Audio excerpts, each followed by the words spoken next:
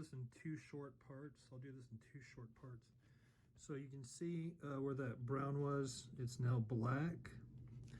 If you look around the Bible, you can't even tell where the wearing leather was at. Looks like I might need another coat right there. Maybe not, or maybe. I'll show you what I'm using. I put on about 2 coats. Might have to do another coat. This was really bad in the last video.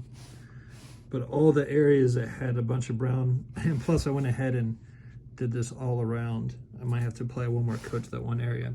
So with this, you can get these on Amazon. This is an acrylic empty marker, so they come empty. And what you want to do is fill it with edge coat. Let me get the kind I use. Hold on, I'm going to sit you down real quick. Sorry, this ain't really doing too well, but we're going to let me show you.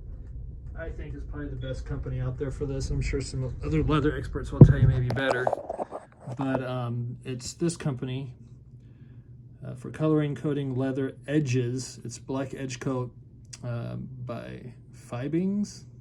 I think that's it. I see a lot of leather workers using this, so you can get this on Amazon. Fill your pen up. There's a little ball inside, so it keeps it shaking. When you shake it up, it's all mixed up, right?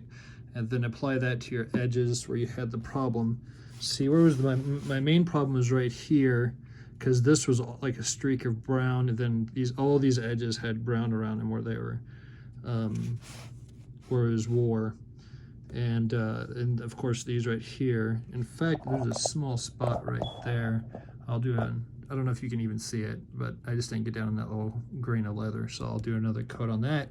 After I'm done, we'll do another video on how to condition the leather, and my favorite material, my favorite brand to use of the mink oil that I use to condition Bibles. It works amazing. So until next time, guys, good day. God bless.